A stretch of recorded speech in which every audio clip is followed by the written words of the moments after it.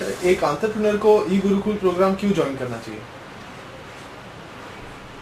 Basically ऐसा होता है कि जब भी कोई भी बिजनेसमैन जब भी स्टार्ट करता है, जैसे मैंने मेरा बिजनेस जब भी मैंने चालू किया, तो मैंने जो एकेडमिक में सीखा था, मैंने जो एजुकेशन जो लिया था, मैंने जो कॉमर्स किया और मैंने जो सीखा था, तो वहाँ पे ऐसे काफी ऐसी चीजें हैं जो मुझे वहाँ पे रियल वर्ल्ड में आने के बाद और क्लाइंट्स को डील करने के बाद या लोगों को मिलने के बाद मुझे पता चली।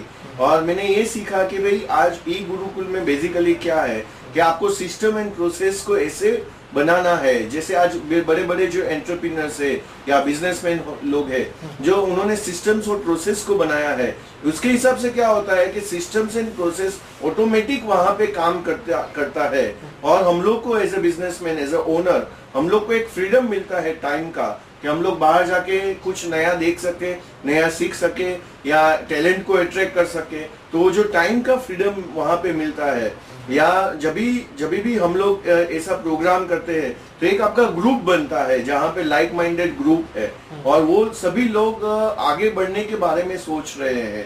तो जब भी ऐसे प्रोग्राम्स में आते हैं तो काफी नेचुरली काफी नए आइडियाज भी आपको आते हैं कि बिजनेस को कैसे आपको थ्राइव करना है, और आपको ऐसे दोस्त भी मिलते हैं, आपका एक नेटवर्किंग भी ऐसा होता है कि जहाँ पे लोग लाइक माइंडेड लोग हैं। तो इसीलिए ये प्रोग्राम ई गुरुकुल करना बहुत जरूरी है। सर, आपने पर्सनली ई गुरुकुल प्रोग्राम में एनरोल किया था? ऑफ कोर्स यस, मैंने जब भी प्रोग्राम चालू हुआ फर्स्ट बैच, जैसे आज हम लोग बोलते हैं कि 17 बैच चालू है राइट 2010 में, तो फर्स्ट बैच जब भी स्टार्ट हुआ तभी मैंने प्रोग्राम चालू किया, मैंने प्रोग्राम को अटेंड किया। और बाद में जब भी प्रोग्राम हमारा खत्म हुआ तो मैंने थोड़ा ब्रेक लिया, और उसके बाद में जब भी 8वां बैच चालू हुआ तभी 8th बैच, तभी मैंने वापस वो प्रोग्राम गुरुकुल ज्वाइन किया। और अभी एक नया बैच जो चालू हुआ 17th बैच, अभी ही एक सेशन उनका खत्म हुआ, वो भी मैंने वापस ज्वाइन किया। क्योंकि और लोग मुझे पूछते हैं, मेरे दोस्त जिन्होंने फर्स्ट बैच ज्वाइन किया था वो मुझे पूछते हैं दीपक तूने अगेन क्यों ज्वाइन किया? क्योंकि तभी तक मेरा वहां पे मेरा जो विजन मैंने जो बनाया था वो मेरा पक्का नहीं हुआ था, और I am not living by that vision. तो मैंने वो किया, तो मुझे सेकंड प्रोग्राम में ब्रेक थ्रू मिला। जब भी मैं रिव्यू कर रहा था प्रोग्राम को तभी मुझे ये सब काफी अलग अलग ब्रेक थ्रूज मिले।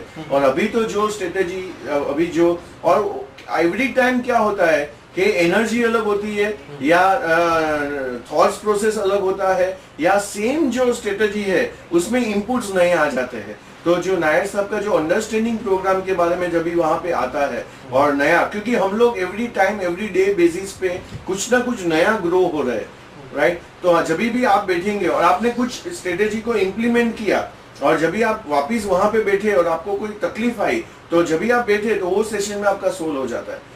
सो पर्टिकुलर वो उसके हिसाब से मैंने तो ये डिसाइड किया था कि मैं ये सेम एनर्जी में रहूंगा और सेम लोगों के साथ में रहूंगा जो नया नया बैच बनेगा। तो उससे क्या होगा कि मेरा अंडरस्टैंडिंग लेवल एक एक स्ट्रेटेजी के बारे में बढ़ता जाएगा। आपने आपके पर्सनल और प्रोफेशनल लाइफ में क्या बदलाव देखा है? काफी बदलाव, काफी लॉट्स ऑफ इस टोटल 90 डिग्री टर्न अराउंड, पूरा टर्न अराउंड हुआ है। क्योंकि पहले तो मैं यही सोचता था कि मुझे सब काम करने हैं, जो भी काम है मुझे ही मेरा शटर को ओपन करना है और मुझे ही शाम को बंद करना है, ये मेरा थिंकिंग था।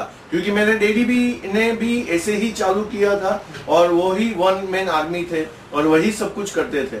तो मैंने भी वही सीखा था कि मुझे ही सब कुछ करना है। लेकिन ये जो प्रोग्राम में आया तो तभी नायर साहब ने या ये प्रोग्राम ने ये मुझे सिखाया कि आपको पहले तो जितने भी आपकी ऐसी एक्टिविटी है जहां पे रेवेन्यू जनरेट नहीं होता है वो आपको डेलीगेट कर देनी है, या वैसे आदमी आपको रखने हैं जो वो एक्टिविटी को वो लोग ले लेवे या वो लोग करे। तो उससे क्या हुआ, वो मैंने जो भी, और मेरा एक प्लस पॉइंट था और आज भी है, जो भी सिखाते थे मैं इम्प्लीमेंट करता था। जो भी सिखाते थे उसको मैं, मेरे गुरु को, मेरे मेंटर को, मेरे कोच को मैं क्वेश्चन नहीं करता था। तो सबसे बड़ा बेनिफिट ये मुझे हो गया कि धीरे धीरे करके ये सब एक्टिविटी मेरी चली गई और मैंने स्टाफ एक्टिविटी को, जो नॉन रेवेन्यू जनरेटिंग एक्टिविटीज है, वो मैंने डेलीगेट कर दी। तो उसके हिसाब से क्या हो गया, मेरे पास फ्री टाइम रहने लगा और फ्री टाइम में मैंने मेरे स्किल्स को बिल्ड किया।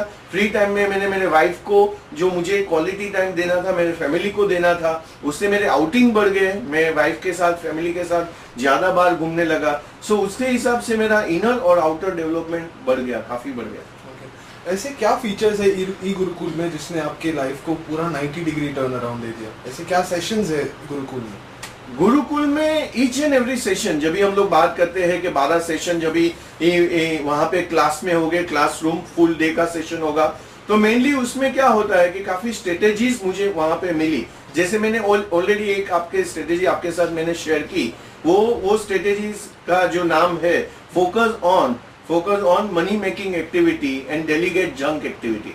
तो जंक जो भी है एक्टिविटी मैंने डेलीगेट कर दी। आज मैं मेरी गाड़ी में खुद नहीं चलाता हूँ या वगैरह वगैरह काफी कुछ, तो उससे क्या हो गया, तो उससे 90 डिग्री टर्न अराउंड हुआ कि मुझे टाइम काफी मिलने लगा। अभी ये टाइम मिलने लगा तो मैंने क्या किया कि दूसरी एक स्ट्रेटेजी है कि डेलीगेट पास बेस्ड क्लाइंट। तो मैंने पास बेस्ड क्लाइंट को मेरे जो भी मेरे सेल्स के बंदे हैं वो लोगों को डेलीगेट किया and focus on future based client. दूसरी एक स्ट्रेटेजी है फ्यूचर बेस्ड क्लाइंट। कल में कौन से क्लाइंट के साथ मैं डील करने वाला हूं उसके लिए मैं आज से फोकस कर रहा हूं। तो मैं वो फोकस करने लगा, तो क्योंकि मेरे पास टाइम था। फर्स्ट मेरे पास टाइम होना चाहिए ये सब सोचने के लिए, मेरा ये हार्ड डिस्क खाली होना चाहिए, तो ही मैं कुछ नया कुछ उसके अंदर नया माल डाल सकता हूँ, नया मसाला डाल सकता हूँ। तो वो वहां पे हो गया और मैं बड़े बड़े क्लाइंट के ऊपर फोकस करने लगा। उससे मेरा जो इनकम था वो 3 गुना हो गया। और आज मेरे लिए तो मैं ऐसा ही सोचता हूँ कि मैं आज 3 से मैं जैसे क्वांटम लीप बोलते हैं कि बड़ी छलांग जो मुझे लेनी है, बड़ा जंप लेना है, 3 से 6 के ऊपर, 6 से 9 के ऊपर भी मैं सोच सकता हूँ आज, और मैं उसके ऊपर काम कर रहा हूँ। सो ये सब फीचर्स है और काफी कुछ फीचर्स ये प्रोग्राम 2 साल में है। और मैं तो उनको बोलता हूँ एवरी टाइम आपको नए नए ब्रेक थ्रूज मिलेंगे जो आप स्टक करके बैठे हैं। और एक बड़ा सा था वहां पे कि जब भी शेयर वहां पे होता था कि अपने पैराडाइम को एवरी टाइम चैलेंज करना है। जो भी मैं मेरा दायरा बना के बैठा हूँ, मेरी सोच मैंने इतने बना के रखा है, लेकिन 21st सेंचुरी अभी ग्लोबल इकोनॉमी हो गई है, मार्केट इतना ओपन हो चुका है। जो पहले सब क्लोज था, पहले बाउंड्रियां सब क्लोज थी, लेकिन अभी इतना ओपन हो चुका है तो मैं किधर भी बिजनेस कर सकता हूँ, कुछ भी कर सकता हूँ। तो मुझे थ्राइव करना है, तो ये सब कॉन्सेप्ट को मुझे पाल के उसके ऊपर काम करना पड़ेगा। सो ये सब फीचर्स हो गए। और जब भी मैंने फर्स्ट टाइम जब भी गुरुकुल किया 2001 में, तभी भी मेरा डैडी के मेरा साथ लिटरली हमारा फाइट हो गया था। और डैडी क्योंकि 75,000 वहां पे फीस था, और मैं डैडी को बोलता था डैडी ये फीस नहीं है, इन्वेस्टमेंट है, ये फीस नहीं है, इन्वेस्टमेंट है। क्योंकि 96 में जब भी मैंने पहला प्रोग्राम किया तो 750 रुपीज एक दिन का था, और तभी के टाइम पे जब भी पैसा नहीं होता है तभी के 750 भी 7 लाख रुपया लगता था। तो तभी वो रुपया जब भी वहां पे भी डाला तो मुझे उससे काफी फायदे हुए।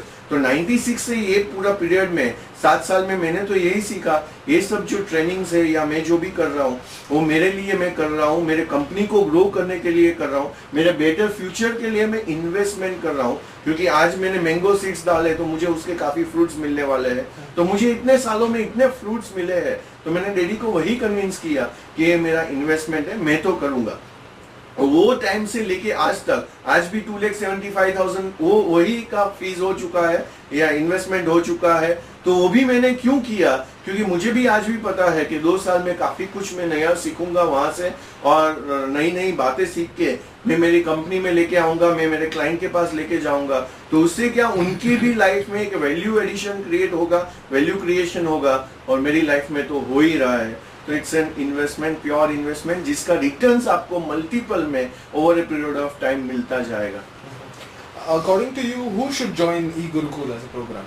मेरे हिसाब से तो मैं सभी को वही रेकमेंड करना चाहूंगा कि जो आदमी एकदम पैशनेट है, जिनको लाइफ में कुछ बड़ा करना है या लाइफ में ऐसा करना है कि नेक्स्ट 25 साल, 50 साल, 100 साल अपने टर्म्स के ऊपर धंधा करे, अपने टर्म्स के ऊपर वो बिजनेस करे, उनको ही गुरुकुल करना चाहिए। जिसको थ्राइव करना है उनको ही गुरुकुल करना चाहिए। जिसको ये डे टू डे का जो मारामारी है या जो टेंशन है उससे फ्री होना है, उसको ही गुरुकुल करना चाहिए। जे नेक्स्ट जनरेशन को सक्सेशन प्लानिंग करना है या नेक्स्ट जनरेशन को एक बड़ा एम्पायर देके जाना है, उसको ही गुरुकुल करना चाहिए। तो जिसको थ्राइव करना है मेरे हिसाब से, और जिसको अपने टर्म्स के हिसाब से धंधा करना है, उनको ही गुरुकुल करना चाहिए।